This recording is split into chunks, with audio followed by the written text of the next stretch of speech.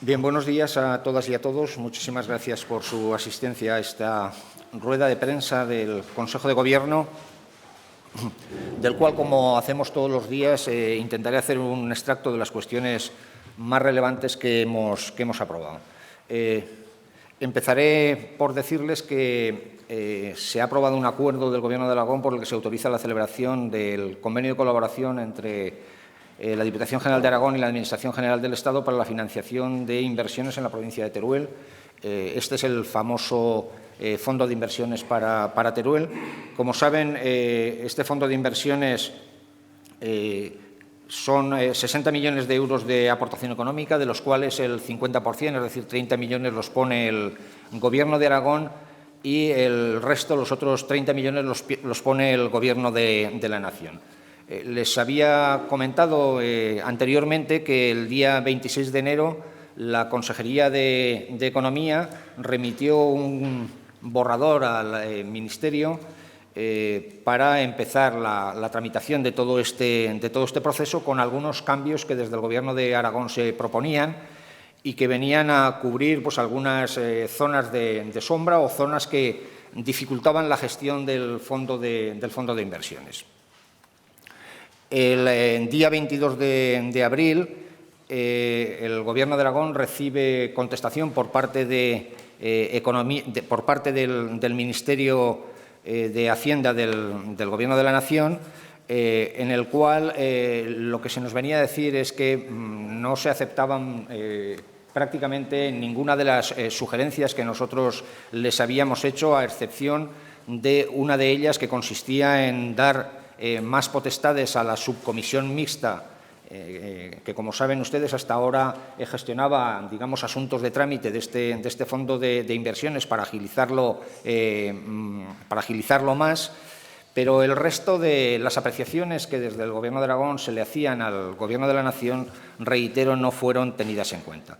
Por lo tanto, ante esa situación se nos planteaban dos disyuntivas: una, seguir negociando, con lo cual poníamos en riesgo la ejecución de este fondo durante el año 2016, o otra, que ha sido la que ha tomado el Gobierno de Aragón, de desistir en sus apreciaciones, en las modificaciones que planteábamos en esa fecha del día 26 de enero, para no interrumpir más la firma del convenio.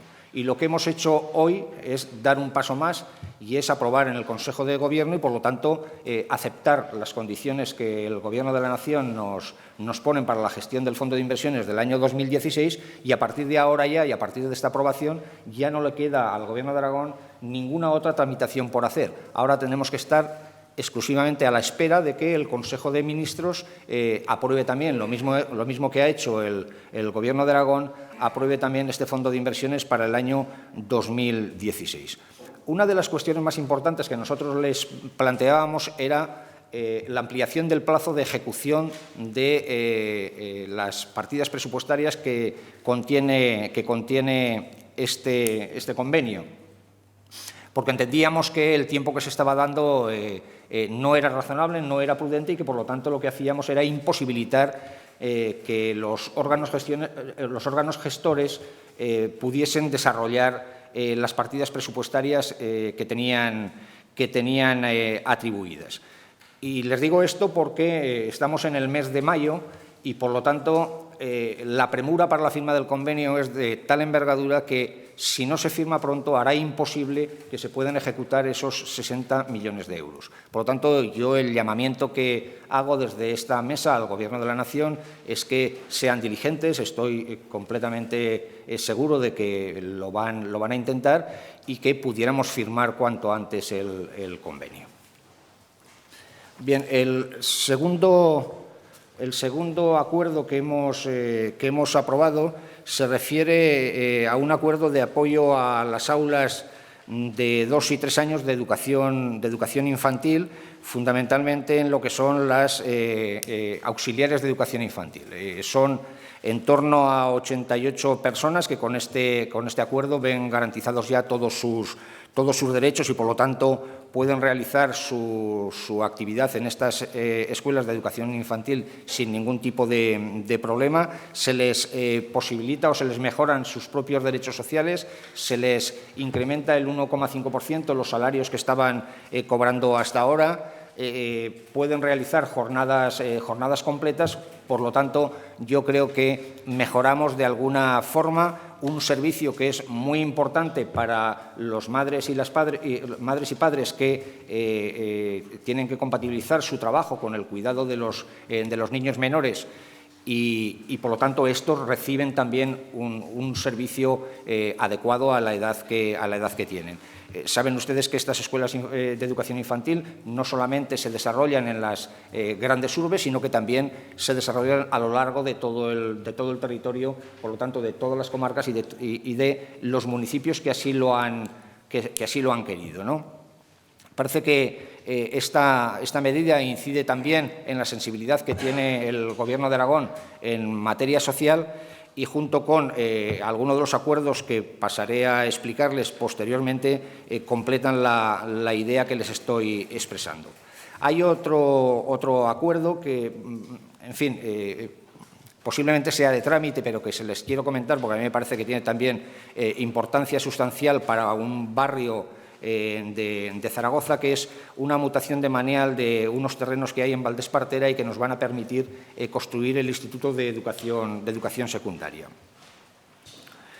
El cuarto acuerdo que desarrollará la consejera de Ciudadanía, que me acompaña en esta rueda de prensa, se trata del Decreto Ley sobre acción concertada para la prestación a las personas de servicios de carácter social y sanitarios.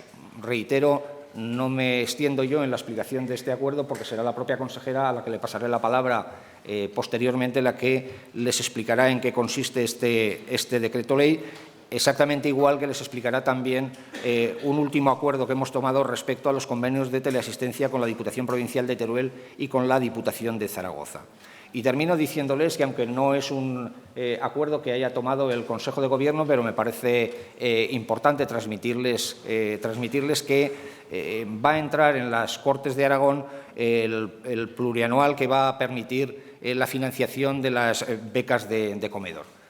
Es verdad que tenemos un problema muy importante derivado de la crisis económica que hemos venido padeciendo desde el año 2008 y que afecta, desde luego, a una parte importante de los niños aragoneses, y que yo creo que, precisamente, si las Cortes aprueban este plurianual, nos va a permitir que, de alguna manera, todos estos niños que lo están pasando mal, que no tienen posibilidades de hacer 3 comidas diarias, que son fruto de la exclusión social, a través de la acción del Gobierno puedan, en fin, tener una vida mucho más digna de lo que la tienen, precisamente a través de estas becas de comedor, que tienen, me permitirán, una característica fundamental, y es que lo que se va a hacer es duplicar el mínimo del IPREM, de tal manera que puedan afectar o puedan beneficiar a muchos más niños y a muchas más familias. Hasta ahora saben ustedes que estas becas solamente se daban a los que cobraban el IPREM, que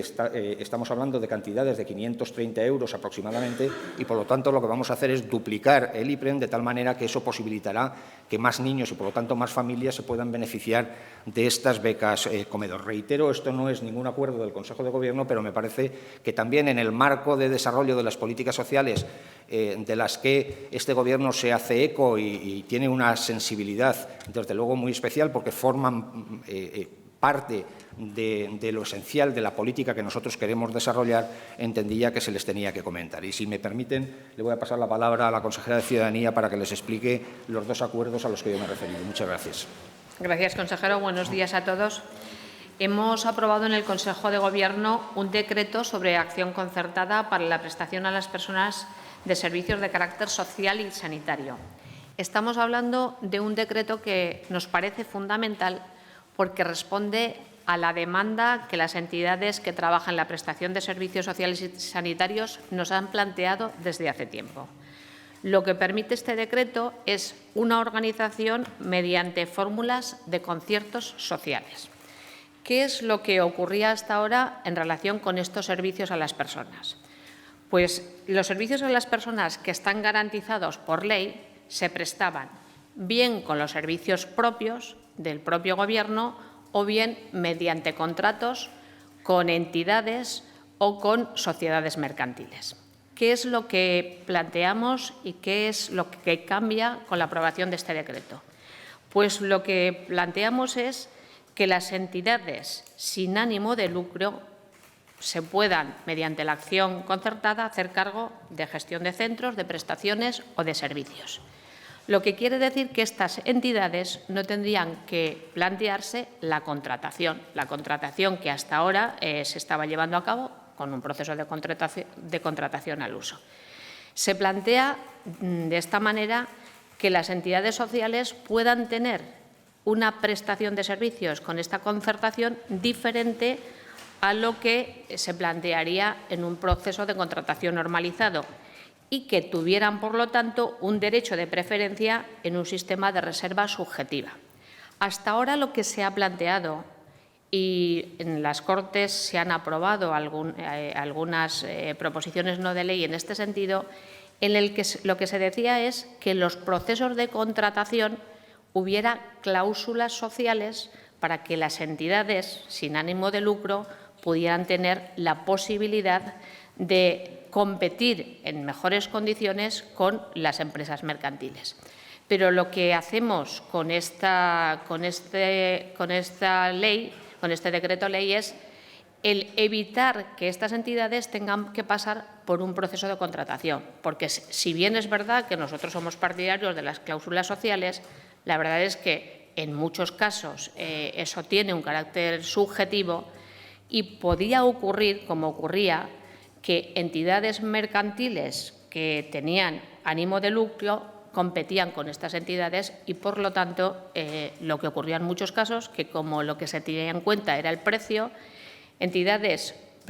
empresas que no tenían pues, un aval de trabajo en relación con servicios sanitarios y sociales podían tener acceso a contratos que nosotros consideramos, y lo pensamos así, y que esto, desde luego, garantiza una mayor calidad, que tengan, desde luego, unas posibilidades de uso preferente de esta concertación y, por lo tanto, lo que hacemos con esto es, en este decreto ley, lo que hacemos es garantizar que las empresas sin ánimo de lucro, las entidades sociales, que todos conocemos su trabajo y la calidad, tengan preferencia a la hora de contratación. Por otra parte, lógicamente, seguirán existiendo los acuerdos marcos para aquellas empresas con beneficios que puedan acceder a contratos que tienen que ver con los servicios sociales y sanitarios, pero, desde luego, lo que pretendemos con esto es que se logre que los servicios preferentemente, y queremos que eso es lo ideal para la calidad, se lleven a cabo mediante recursos propios o mediante la concertación. Como digo, yo creo que esto es un avance importantísimo en relación con muchas entidades que trabajan excepcionalmente bien en esta comunidad autónoma, tanto en materia de servicios sociales como de sanidad, y lo que queremos con eso es el que estas entidades tengan las posibilidades de llevar a cabo estos servicios y que no tengan que competir a precio con empresas privadas. Este es el decreto ley que hemos aprobado. Pensamos que es un paso muy importante. Ya digo que se ha planteado por todas las entidades históricamente.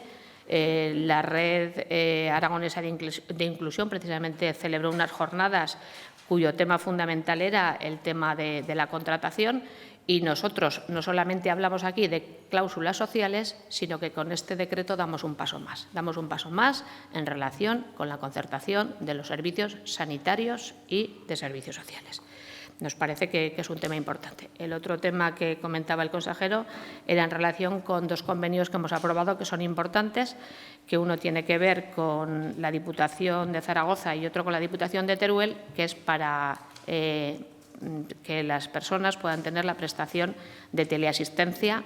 En la provincia de Zaragoza se organiza desde la Diputación Provincial de Zaragoza y lo mismo ocurre en Teruel. Por lo tanto, yo creo que es un avance importante en materia de servicios sociales y con esto ya tenemos todos los convenios aprobados, tanto en relación con la teleasistencia general como con la teleasistencia con personas dependientes, que es una prestación que hemos puesto en marcha este Gobierno. Nada más. Muy bien, muchas gracias, consejera. Abrimos un turno de preguntas, si les parece. Sí, consejera, en relación con este último asunto, con el decreto, por poner un ejemplo, esto, por ejemplo, ¿cambiaría la situación del COA, del centro de los centros de menores? El COA en este momento tiene un contrato con una empresa, está contratado una empresa. Cuando termine el contrato con esta empresa, lógicamente, si sale a concurso, mediante este decreto, pues la concertación tendría que ser con entidades sin ánimo de lucro, en primer lugar, para la concertación de estas plazas. Puede servir para el COA, puede servir para una residencia, puede servir para servicios que en este momento, en algún caso, pues puedan estar prestados por empresas con ánimo de lucro. Consejera, ¿puede servir para la asesoría jurídica a la mujer que tanta polémica ha generado? Parece que es un servicio social, no sé si se puede aplicar o no.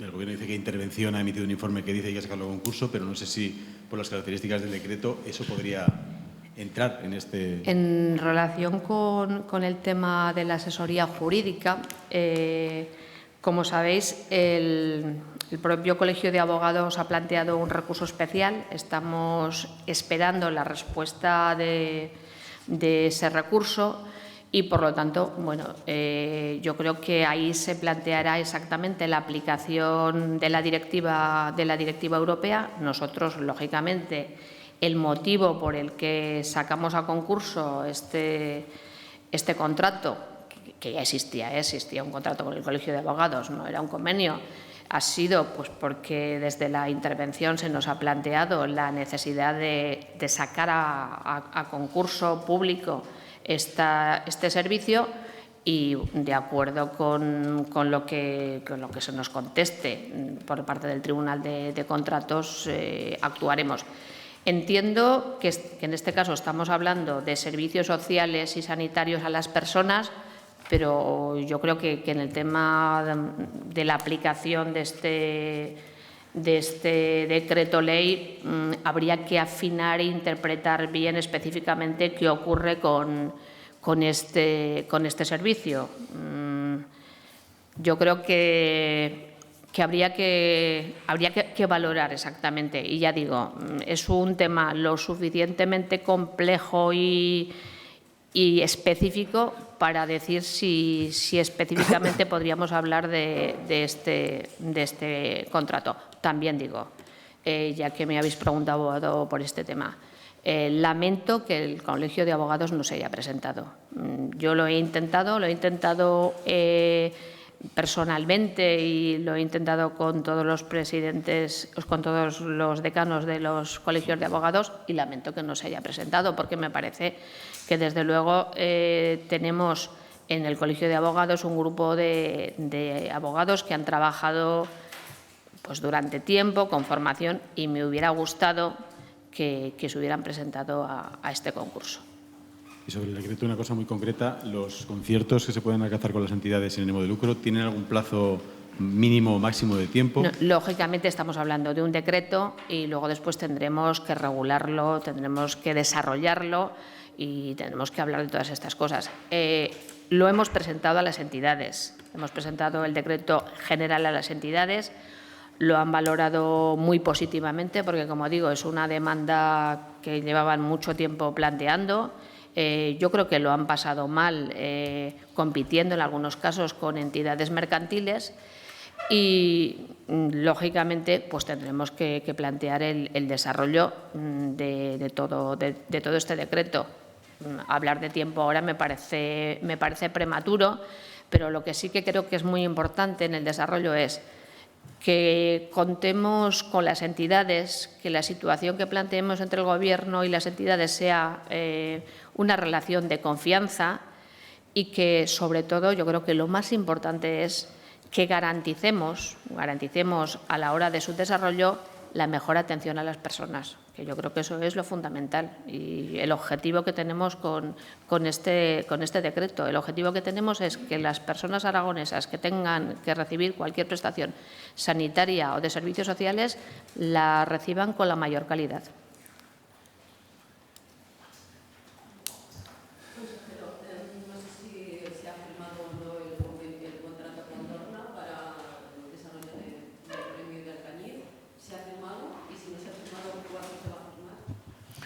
No, las noticias que me transmite la consejera de Economía es que todavía no hay ningún contrato firmado con Dorna, aunque las negociaciones están muy avanzadas y, por lo tanto, yo creo que el mensaje que hemos de transmitir para tranquilidad de los bajo-aragoneses es que el evento de MotoGP va a seguir realizándose con absoluta normalidad como se ha hecho hasta ahora. Bueno, no sabemos exactamente cuándo se va a firmar, pero en todo caso lo que sí les quiero decir es que hay un nivel de acuerdo muy importante entre la empresa y el Gobierno de Aragón. Por lo tanto, lo importante ya no es cuándo se firme, sino que tenemos que tener todos la tranquilidad de que MotoGP se va a seguir desarrollando en Alcañiz.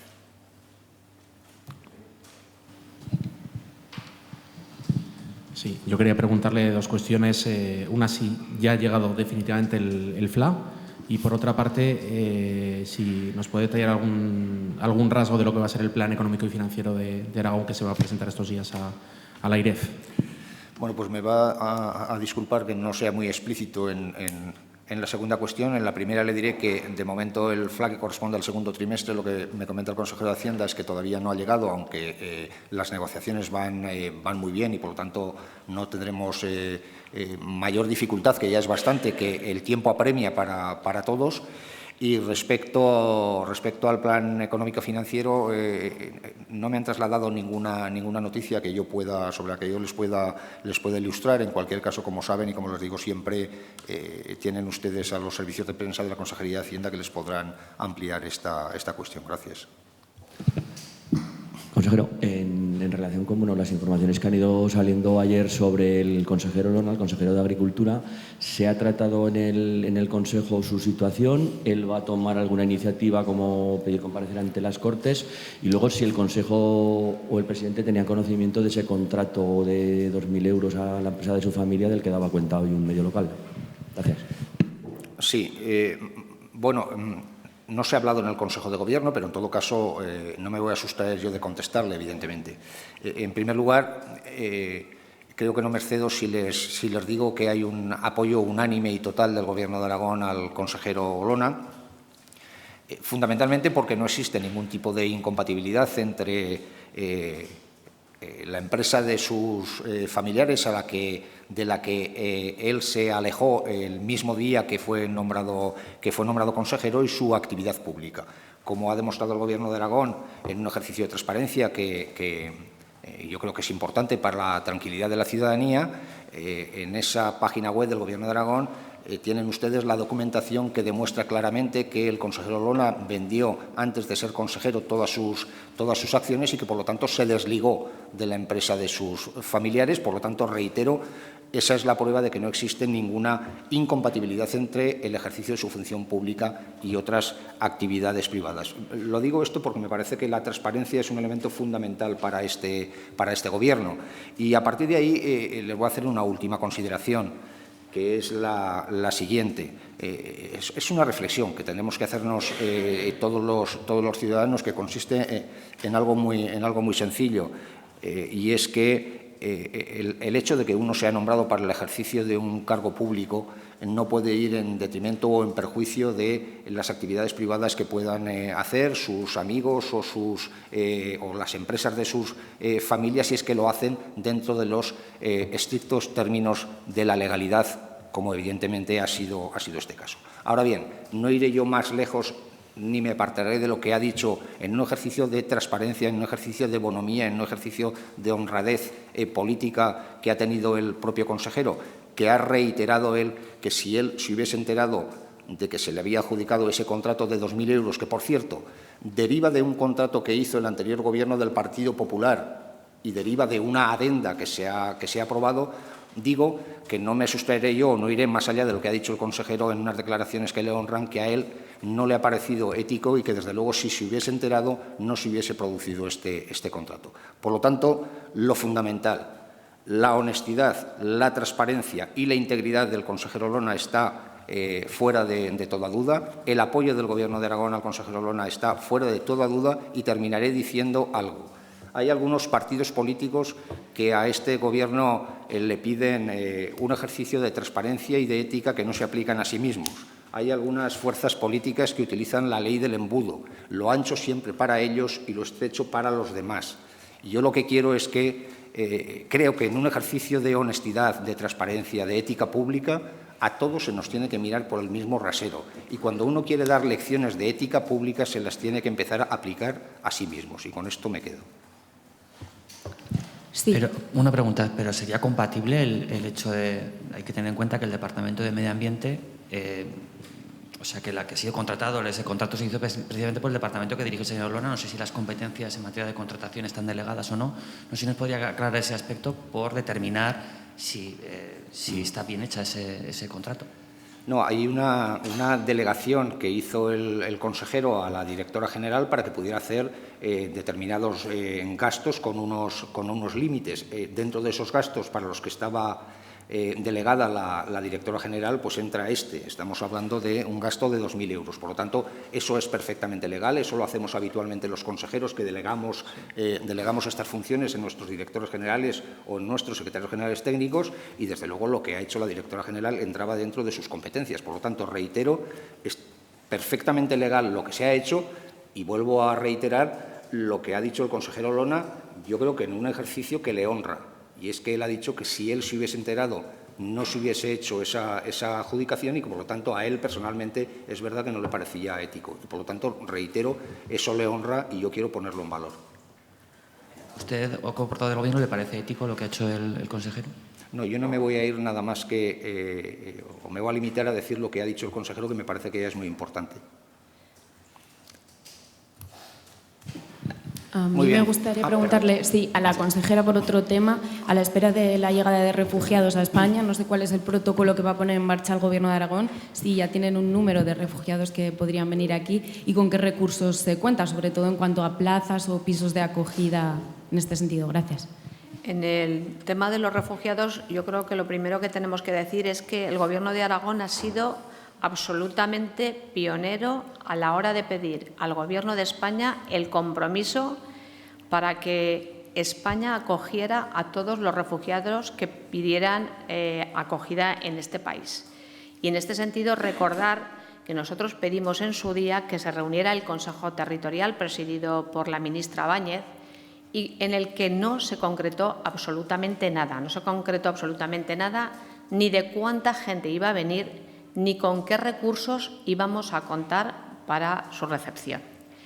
Posteriormente, ha habido una reunión del Consejo de Servicios Sociales y Dependencia, presidido por el ministro Alonso, que no tiene que ver con el tema de refugiados, pero como había tanta preocupación por este tema, tengo que decir que algunas comunidades autónomas, y entre ellas Aragón, al propio ministro le pedimos el que intercediera ante el Gobierno para que nos concretaran sobre este tema, pidiendo una vez más la solidaridad y pidiendo que estábamos dispuestos a recibir a todos aquellos refugiados que quisieran venir a Aragón. Y decir que, en este sentido, no hemos tenido respuesta. No hemos tenido respuesta ni de cuántos refugiados iban a venir a España, ni cómo se iban a distribuir en las comunidades autónomas, ni cómo se iba a gestionar este tema.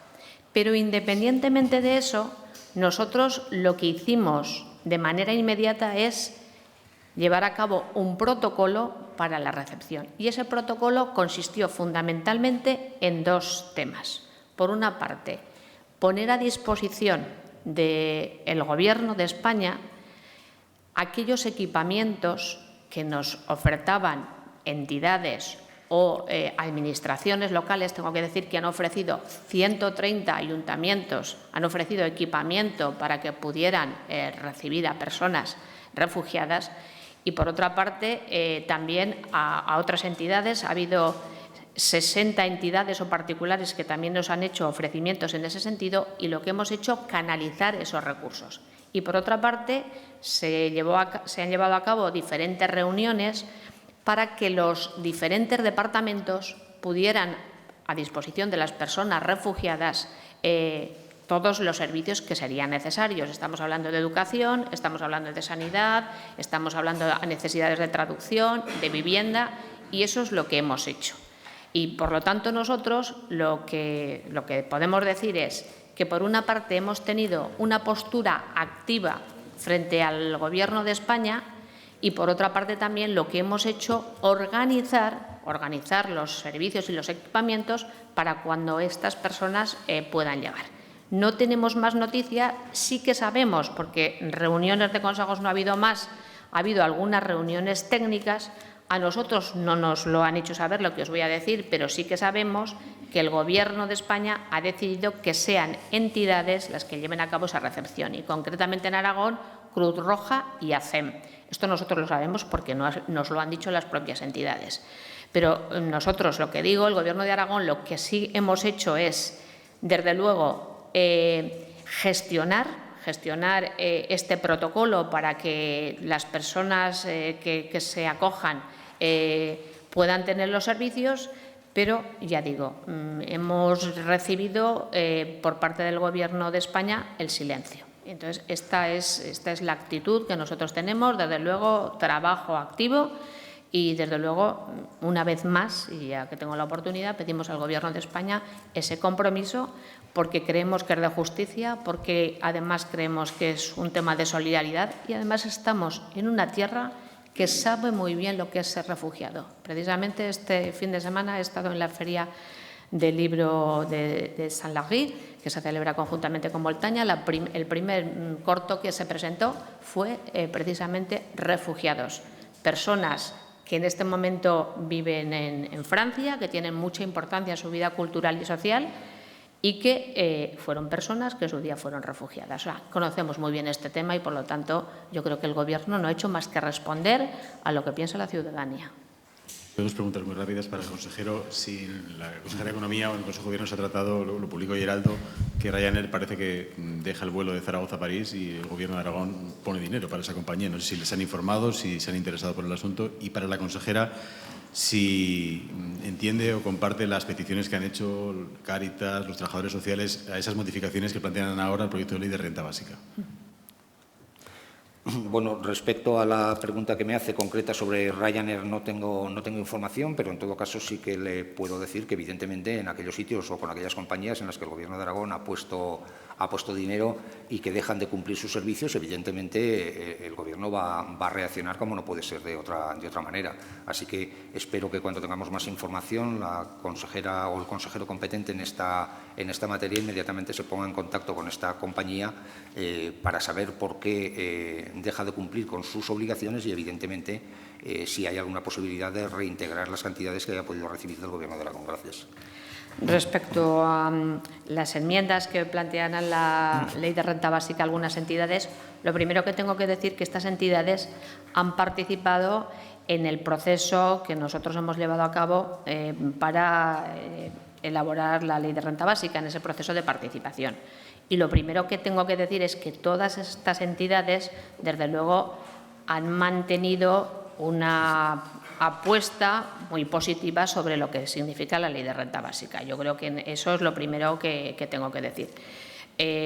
Plantean algunas cuestiones, estamos en el proceso de enmiendas en este momento para mejorar esa Ley de Renta Básica, ese proyecto de ley que tenemos en este momento. Hay algunos temas, no los he estudiado en profundidad, lo tenemos que estudiar, como, por ejemplo, el que se plantee la renta básica para las personas mayores de 65 años que no tengan ningún tipo de pensión. Es un tema que sí que está en la Ley de Renta Básica, pero a mí tampoco me parece mal especificarlo más concretamente. El resto de los temas pues los tenemos que analizar, porque si estamos de acuerdo nosotros mismos, el Grupo Socialista lo puede plantear como enmiendas. Ya digo, tenemos que estudiarlas. El equipo que está trabajando trabajó en su día en el anteproyecto de la ley. Y decir también una cosa que me parece importante. Estamos hablando de la renta social básica, lo que permite regular el Estatuto de Autonomía de Aragón. No estamos hablando de una ley de renta mínima de ciudadanía para toda la sociedad, que eso es otro tema que tendría que plantearse a nivel del Estado. Y bueno, pues esperemos que el próximo Gobierno, y a nosotros nos gustaría, renta mínima vital o como le queramos llamar, que se regulara a nivel del Estado. Y sí que una cosa les pido a las entidades, ellos nos han hecho estas propuestas y yo les pido a las entidades una cosa, que la misma actitud reivindicativa que tienen, en este caso ante el Gobierno, la tengan también con el Gobierno de España para lograr que desde el Gobierno de España se regule estos mínimos vitales para toda la ciudadanía, que nos ayudarían mucho a completar la renta básica social del Gobierno de Aragón. Muy bien, muchísimas gracias y muchas gracias por las preguntas que nos han realizado. Gracias.